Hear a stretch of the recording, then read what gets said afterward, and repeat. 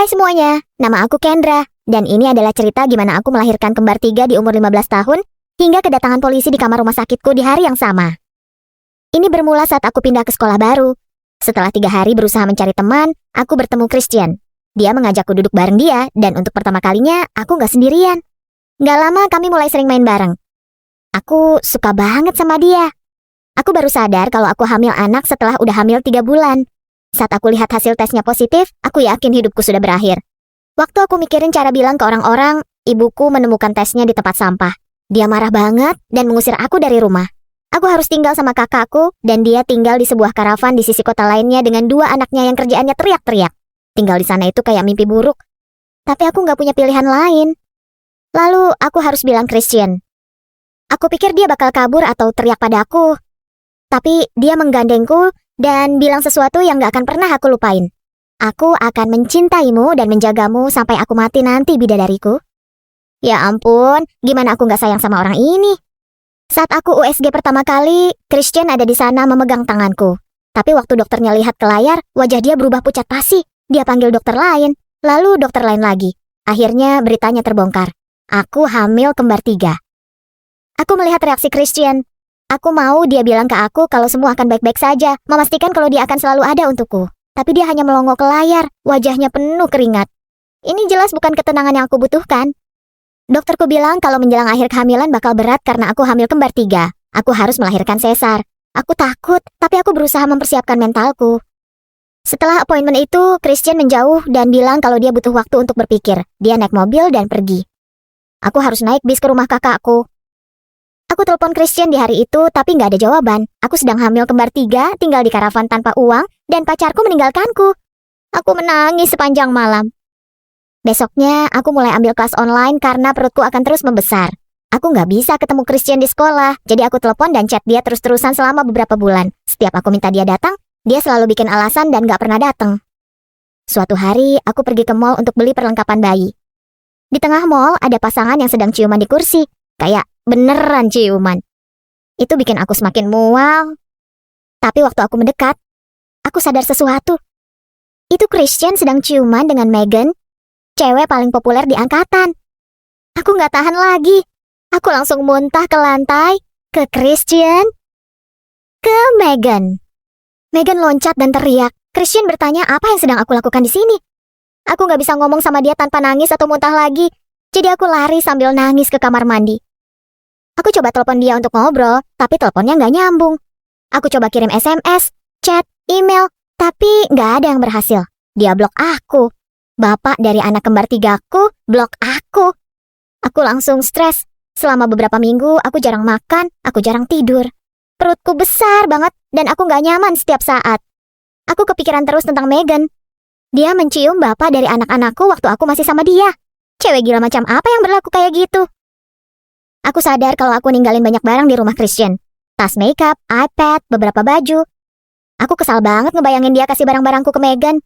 Mungkin ini cuma hormon, mungkin ini karena aku habis diselingkuhin. Tapi aku memilih untuk melakukan sesuatu yang gila.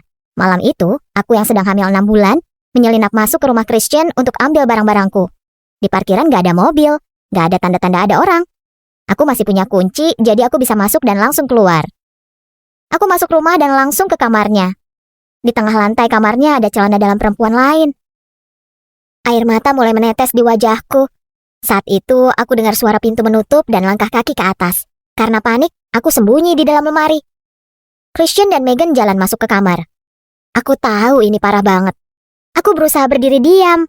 Tapi aku mulai merasa perutku sakit seperti ditusuk. Aku menahan tangisku sambil mengintip di antara lubang pintu lemari. Christian memegang tangan Megan sambil bilang, "Aku akan mencintaimu dan menjagamu sampai aku mati nanti, bidadariku." Kamu percaya gak sih kelakuan dia? Aku gak tahan lagi. Aku langsung keluar dari lemari. Aku bahkan gak tahu aku ngomong apa. Aku udah menggila. Christian bilang aku psycho karena sembunyi di lemari. Waktu aku jelasin kenapa aku di situ, dia bilang aku stalker. Saat itu aku merasa sakitnya makin parah. Rasanya kayak ada orang yang menusuk perutku. Saat aku lihat ke bawah, ada darah di celanaku. Apa aku mau melahirkan lebih cepat?